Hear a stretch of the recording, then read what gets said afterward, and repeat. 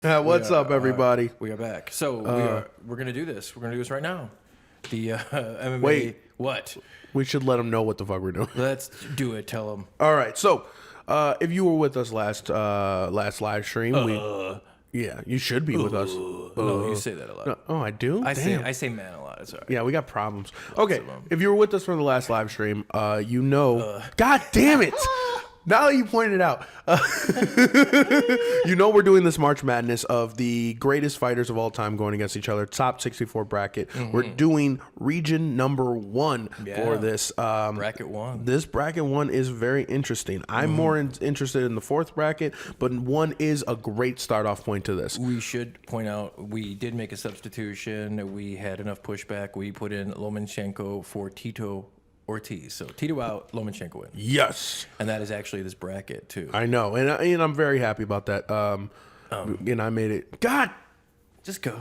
Go. We're live, buddy. All right. Just go. Just plow on like it never happened. So, we're going to go with the first matchup. We're going to make our arguments, and hold on. So, yeah, real quick here, I'm Mike Straus. He is Apologize Mahal. We're the guys that bring you the Did You See That Shit MMA podcast once, twice, sometimes 3 times a week. Yeah. We'll have a new episode very soon with amazing guests. We have a Curtis Blades interview. The hometown hero. Jason Knight, a ton of guys that we have to air for you. But, yeah, things are going real good, man. But this is something we wanted to do. This is going to be fun. We're going to bring you guys way more live streams. But this is the way that we're introducing the world to this live stream, I guess. At least this tournament style. So yeah, let's fucking get into it, man. So Dan the Severn, a gentleman that I've had a chance to speak with a few times. We'll have him on the show again, I'm sure. Versus JDS. Now I wanted to bring Junior Dos Santos. Junior Dos Santos. Junior. Now I wanted to bring this up. Please do. We do not have a third person. Fuck, I wish I had my vapor. Yes, we do not have a third person. We don't. But I do believe that to be able to, let's say we don't agree. We'll flip a coin. Yeah, we'll flip a coin or rock, paper, scissors. What do you want? No, I don't think we should do either of those. I think really if it's a tie, we should just really take another round at trying to... Try to convince them? You know, convince is a strange word, but I guess if you want to just be black and white, yes, convince, but really just have a common sense view. Like, if we're really split, just think about it from the other person's point of view, and if we can't then come to an agreement, then sure, we'll do something fucking silly. Well, that's where our friendship comes into play. Compare wieners. Well, no, because that way when the same person. I hope did I say that? I said that out loud. God damn it. Anyway. Okay, so Dan Severn, JDS. Who do you like in this? I'm going JDS. Plus his wiener's probably way bigger. Junior Dos Santos. I'm going with Junior Dos Santos in this for this reason. Dan Severn's a badass. He is the baddest man on the planet, attitude-wise. Skill. Where are these guys fighting? We haven't quite decided that. I think in just a no-holds-bar type fight. Well, no shit. Classic UFC. Classic UFC rules. So no rules. But I'm saying... Where should they fight? Ooh, in an octagon or a ring? I think they should fight just on a limitless plane. So just like a basketball court, like something like that. Like Joe yeah. Rogan always wants. Correct. Yeah. So Joe Rogan's wet dream. Okay. Basically. So all these fights will be happening in Joe Rogan's wet dream, or just on a basketball court. Okay. So with in their primes. In their primes. Junior Dos Santos, I feel, has a lot better of a skill set than Dan Severn, only because he's training in a lot more things right now. And I've been a strong advocate that older fighters would not be able to compete with the newer fighters. Certain ones. Yeah, certain ones. And Dan Severn is a bad man. He's a badass. So play the fight out, because this is something that I like to do. I like to play the fight out in my head. So take me through the process to fight in your head. So I truly believe that it would be... God damn it. It would be a knockout by Junior Dos Santos. I think he would out-technique him. Really? His boxing is very crisp. Dan Severn is more of a brawler type style. Grappler, wrestler, brawler. He doesn't have the boxing ability that Junior Dos Santos has, and Junior Dos Santos' takedown defense has been impeccable his entire career. It's been good. It's been, and he's faced some really, really good wrestlers. So I'm going to have to go with Junior Dos Santos on this. It's fair to point out the best wrestler that he's faced took him down and beat the shit out of him. But Cain Velasquez is a psychopath. Okay, so you're going... I'm going Junior Dos Santos. Okay. I'm going to go Severn, and the reason being is I'll concede that he doesn't have as good of a skill set as JDS, for sure. Yeah. I don't think he does. But his grappling is off the charts better than JDS, maybe some of the best in the entire tournament.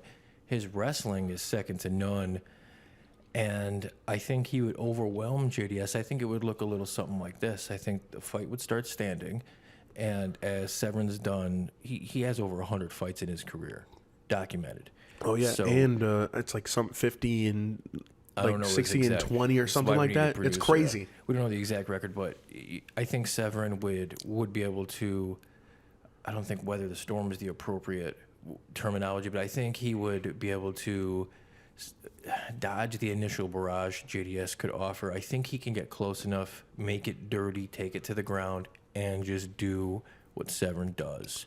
I don't think JDS would be able to get back to his feet, and I think it would probably be stops from a TKO. That's how I think the fight would play out. You know what? Honestly, I'm thinking about JDS in his prime. Me too. And the way you're putting it, you must not be thinking. No. I am, and I'm actually saying I'm agreeing with you right now. You, because I'm thinking of JDS in his prime, and I'm thinking of Dan Severn in his prime. Dan Severn took down some of the best people. He took down everybody. Yeah, there's not one person and JDS and off his back is not good. And since there is no cage for him to walk back up, changes things up. I'm going to go with Dan Severn on this. He goes on to the next round to face either Frankie Edgar or Manny Pacquiao. Wow, that is a weight advantage. Who you really think so? Against Pacquiao fight at? No, I'm talking about whoever has to face Dan Severn. Wow, Dan Severn is so much bigger. Let's not worry about that. Let's go to the next round. Frankie Edgar versus Manny Pacquiao. Who do you like here? I'm going Frankie Edgar. Whoa, peeking McGee. Whoa. I'm going with Frankie Edgar in this matchup. Reason why is wrestling. His boxing is crisp enough to get out the way of Manny Pacquiao, but I think Manny Pacquiao is not going to be able to stop his takedowns at all. The only way he has the ability of winning this fight is if he can keep it standing, and I don't see him keeping it standing. He's one of the he's not faster than Frankie. He has better footwork in boxing, but Frankie Edgar can make it dirty. He can take him down. And unless he gets caught with an uppercut, which only one person's been able to knock him out. Just recently. We're talking about Prime Edgar. Prime versus Prime Manny. Prime Manny just doesn't have the ground skills to be able to stop it. Interesting. So you're going Prime Frankie. I'm going to have to say, let me think. And Frankie's bigger. He is? Yeah, he's bigger. I don't know because I'm not. Manny in his prime was fighting it. The fight starts standing. I think Frankie would try to work his boxing and quickly realize that, normally Frankie has a pretty good speed advantage, a pretty good boxing technical advantage. I think he would quickly realize he doesn't. Yeah. And he would try to take Pacquiao down. I think Pacquiao would be able to kind of keep him away at first with a jab, work some boxing. I don't think he'd ever really be able to land that KO punch like we saw Ortega do. Yeah. Because Ortega is, he can threaten in more ways. Pacquiao cannot. So I don't think he'd be able to really land that KO punch. And I think ultimately, Pacquiao would be able to keep Frankie away for a good amount of time. But I think ultimately Frankie would figure out a way to get it done. Oh, yeah. So I'm going to have to say Edgar for that reason. Probably choke him out. Yeah. He'll eventually get his back and take him out. That's what I think. Manny's only real defense is if he can keep him jabbing him the entire time and get away. And yeah, you're not going to, if in this contest, that's not enough. Dan Henderson, Jose Aldo. This is fun. This is crazy. So I'm going to be very shocking in this. I'm going with Prime Jose. Only because of leg kicks. Okay. And like Uriah Faber. Yeah, like Uriah Faber. And the fact that he has stuffed the greatest people's takedowns. He had his takedown effects has been people that he's faced. His face, but his division was full of wrestlers for a very long time. Mendez, Faber. Really good wrestlers. So I think Dan Henderson Henderson is a lot bigger than those guys. Yes, but I'm not taking size into account for this fight. And isn't he Dan Henderson is an Olympic quality Greco wrestler? Yes, he is. It's a little bit different than Joseph Benavidez and.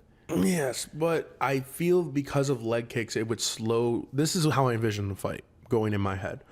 The fight starts standing. Jose would keep it moving because he has a speed advantage. Chad Mendez. Yeah, he has a speed advantage, and he would just chop up Dan Henderson's legs.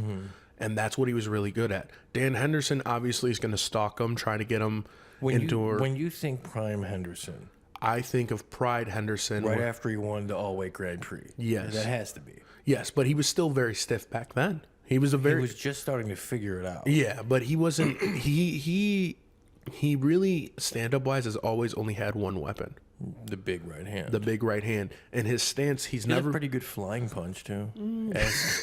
As Michael Bisping about that. That's his logo. That's classic. If I was your logo, I'd hate myself. Oh my god. That's dirty. He did him bogus. Man. Oh my god. I remember watching that season of Tough too. Just the build up was just epic, man. Just Dan Henderson, I think leg kicks are going to be too much for him. And you know, ask Uriah Faber about walking on those legs.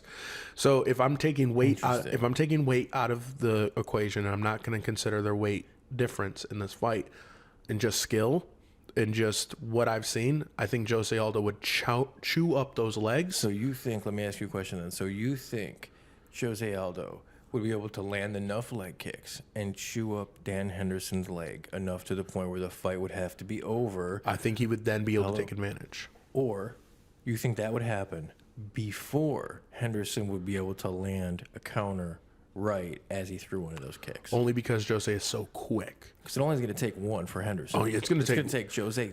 I mean, if you're talking about leg kicks ending a fight, I think honestly, Jose is the one dude where him and Pat Barry are the one guys I think can end fights with leg kicks. I don't know. I think more guys can. If I'm thinking about it, Barbosa probably could. But here this is what I'm thinking. In a tournament like this, leg kicks alone, this isn't a traditional combat sports fight where, okay, the guy can't walk, it's over. So in my mind, in your scenario, Dan Henderson sustained so much damage that he can no longer stand in this fight. Jose could then go in for the kill. Yes. Okay. And Dan Henderson's jiu-jitsu isn't effective enough to... Okay, so and in Jose's your scenario... Brazilian, and his Brazilian jiu-jitsu is amazing. People forget. So in your scenario, I completely see that playing out. Yeah. However, would it play out like that? That's what I'm trying to have trouble reconciling in my mind. I'm thinking of perfect conditions and perfect training. Both guys in their prime. I'm saying Jose Aldo. I'm trying to think here. I don't know if Jose's method of leg kicks and then ultimately finishing him on the ground. You also got to think about his knee game. This is what if you would let me speak for a second. That's what I'm trying to get to. Yeah, I know. He is his other parts of his game good enough. He doesn't have enough power, I think, to really take Henderson out. This is interesting. And I'm just kind of thinking out loud. So you just let me think out loud a little bit. Yeah, do your thing. I don't know, man. This is a tough one. This is the first one to me that's kind of really, really tough. And for that reason, I probably will go Jose Aldo just because I think when it comes down to it, he just does have more ways to get it done. And if Henderson can't land that one big shot, what else does he have, right? Well, he has really good wrestling, but you're not going to finish a fight like this with that. So and Anderson Silva did submit him. This is true. He choked him out. This is true. So we'll go Jose. Yeah, I'm going to go with Jose. The next fight. This is another weird one because of size. And because we replaced Tito Ortiz with Lomachenko. So I wasn't prepared for Lomachenko. Frank Mir Lomachenko. Oh man, where is Frank Mir in his prime? Where at? Because this is hard. Is it after he knocked out Minotauro Nogueira, or is it before then? No, I think it's before then. So that's before his boxing got crisp. Exactly. No, yeah. Yeah, so if it's before his boxing got crisp. Well, when you say prime though, could you say physical or technique? Well, could you say I want Frank Mir to have his striking from today, but I want him to still, be that killer from back then? Is that still considered? I don't know. It's tough. So yet again, I'm going to throw weight class out of the window, and I'm just going to go skill.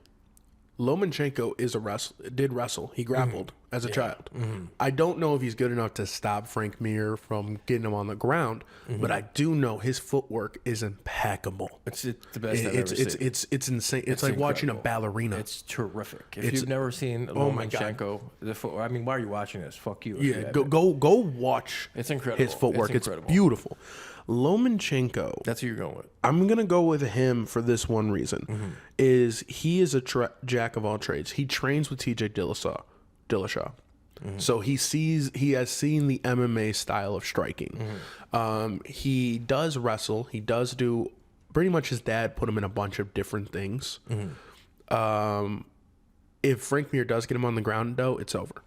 So, it's over. But you're going Lomachenko. I'm gonna go Lomachenko because I think his footwork is so good that he can stay away, jab him, and piece him up on the ground in enough time before Frank Mir can get him to the ground.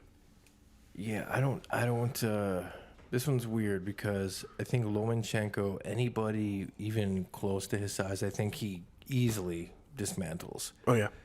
But someone as big as Frank Mir, someone as big and skilled as Frank Mir, poses an interesting challenge because someone that big is a different kind of beast because now you're talking about someone who's that big and skilled. So can he just piece him up? Sure. But ultimately, again, is that going to win him the fight? Probably not. Yeah. Okay. But then what if ultimately he can piece him up enough to where he goes to the ground? Well, now you're in Frank's home. So how is this guy going to win the fight? He's not going to one punch KO Frank Mir. He's going to have to piece him up like how he does everybody else and make him quit. And could he do that to Mir? I think he could. But ultimately, I think if you're in a fight, I think Mir, you don't even need to be quick to get lucky.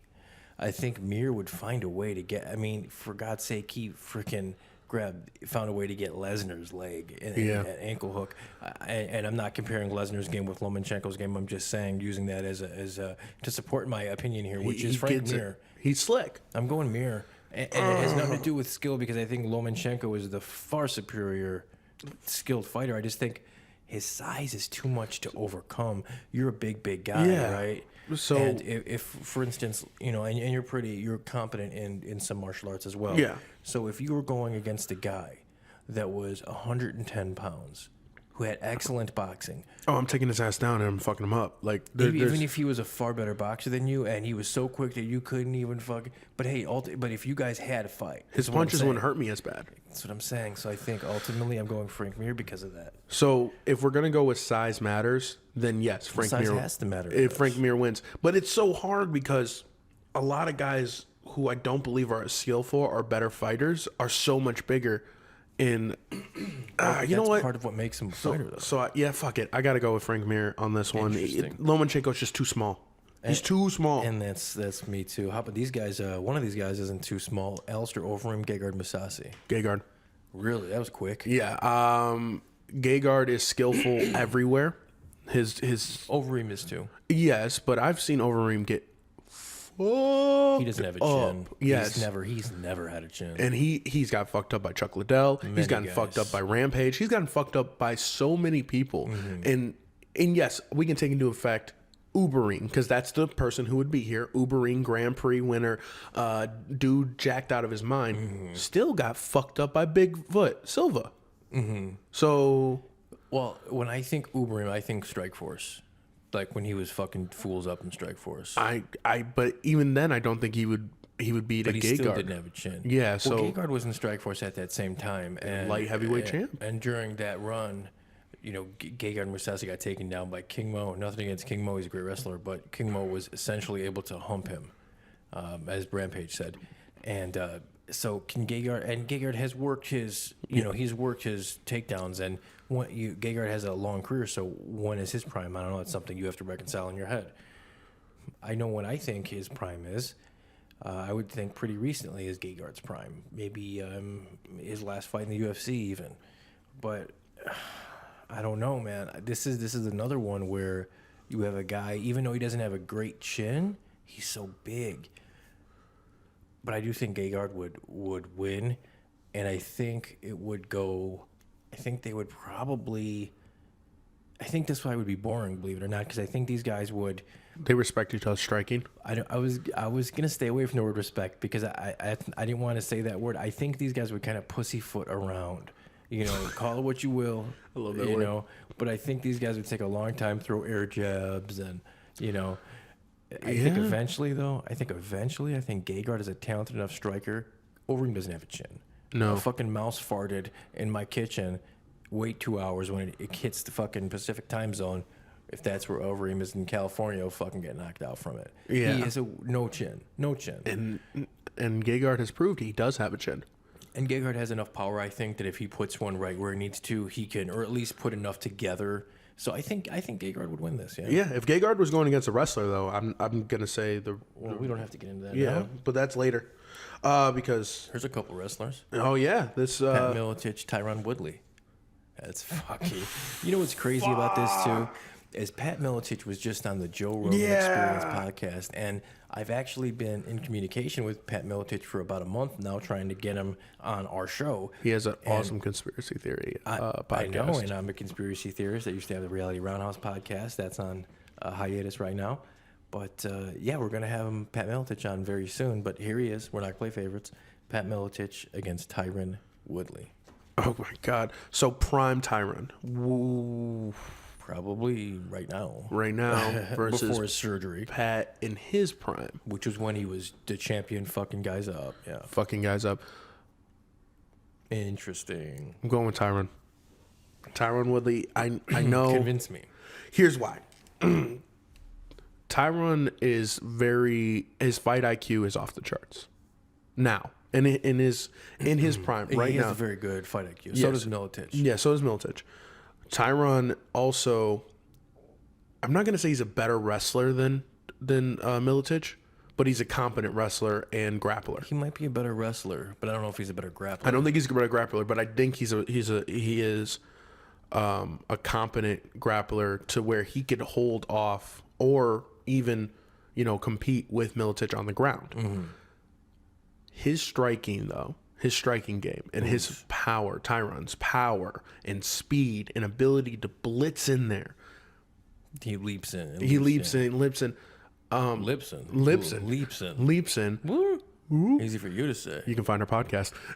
And you're not even the one smoking. I know. What's wrong with me? No, I think his ability to get in there and with his power, that's something that just, we talked to Jason Perillo about it.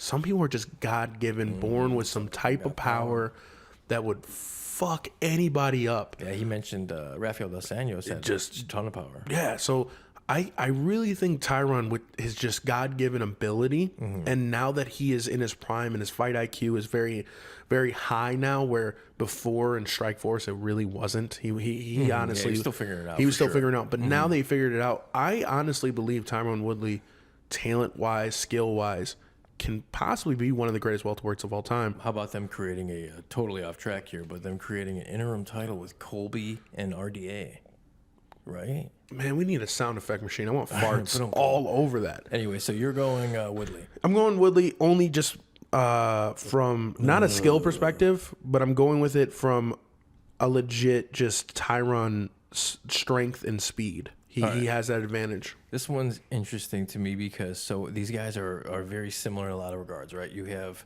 Tyron Woodley, who is probably the better wrestler, pure wrestler. Then you have Militich, who is probably the better grappler. Then you have Militich, again, who is a high-level Muay Thai striker, far better than Woodley. Yes. Then you have Woodley, who is a way more competent boxer. Just pure boxer. Okay. And then it comes down to technique, right? Okay. Let's say technique. I think Militich is probably the more technical guy. Yeah. Let's say power. I think Woodley's got the power. All right. Well, then it comes down to mindset. Well, I think Militich, if you listen to his podcast with Rogan again, not to be on Rogan's penis too hard today, but you got a little glimpse into Militich's mind. I think he has an advantage in a lot of areas. However, I think that Woodley has an advantage in a lot of areas in a certain way. So these guys are very, very similar. So I think what it would come down to, again, is which one of these guys can land that shot. And I think both can, but I think Woodley probably would. So I'm going to say Woodley. Yeah. That one's close. This is a hard one because I feel like Pat would fuck up half of the people on this list. I mean, so many of these guys are, but you know, matches are a part of it. How about Vitor Belfort and Lennox Lewis? We're going TRT Vitor? Well, I mean, whatever in your mind is... The freak of nature via TRT Vitor whatever was. in your mind is prime Vitor. Vitor, Lennox Lewis was an amazing boxer in his day. Lennox Lewis is phenomenal, yeah. Phenomenal. Amazing footwork, good power, big, rangy. Had some nice braids. Yeah, but if you get a spinning back kick by TRT Vitor, TRT Vitor almost broke John Jones. Lennox like 6'6", too. Yeah, big dude. But TRT Vitor fucked up John Jones's arm, and John Jones, in my opinion, is the greatest, from a talent perspective, the greatest fighter of all time. He fucked up his arm. Like, I'm shocked John Jones did not tap. So you're going Vitor. I'm going Vitor. I'm definitely going Vitor in this, just from a straight freak of nature, strength, speed, and at TRT Vitor, he also was very technical. So this one's interesting because Lennox Lewis, he's a boxer, so that's all he has, right, is his hands.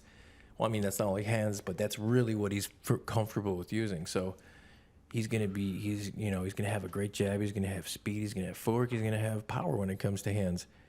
And Vitor is gonna come blitzing in, and Lennox could pick him off 1-2, 1-2, work it. You know, I believe that. However, man, Vitor has so many ways to get it done, and it could go something like this too, where Vitor could rush in. You know, get clipped. Lennox could clip him, and then Vitor could come back and maybe clip Lennox, and then Lennox can compose. And then what happens if that repeats itself, right? And Vitor comes flying in again. Lennox clips him, but this time Lennox follows him to the ground. Oh, it's over. It's a wrap. It's over. You got to remember though, like that's a very realistic and I think that could very easily happen. I'm going to say Vitor only because I just think he has more ways to get it done, and I don't think Lennox Lewis's boxing would be enough. So everybody out there, by the way, I don't want you to think that we're bashing on boxers.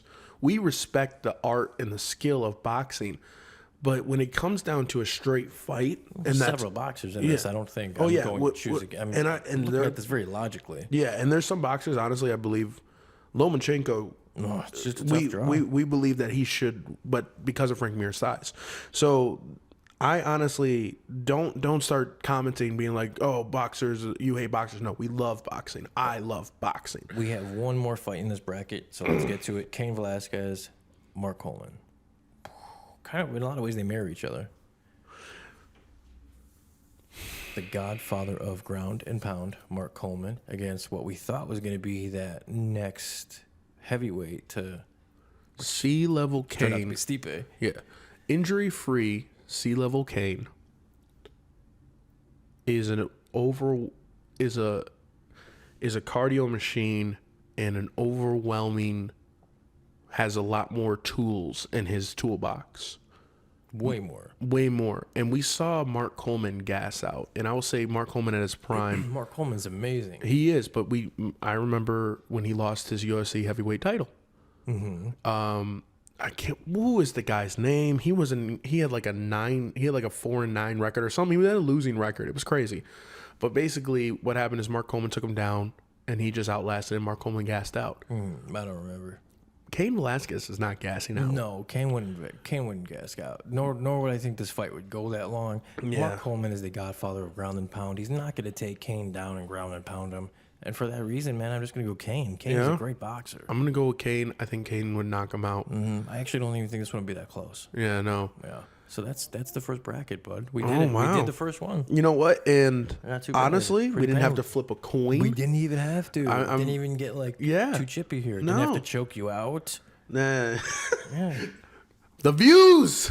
Really? Views. There's no redoing it, buddy. We're live. The views. I know. The views. Oh, boy. If you choke me out. Some things don't change. Anyways, guys. I hope you liked it. I hope you liked it. Join the conversation. If you think we got something wrong, obviously let us know. Sure we did. It would probably. Let us know at our Twitter at D_Y_S_T_S_P.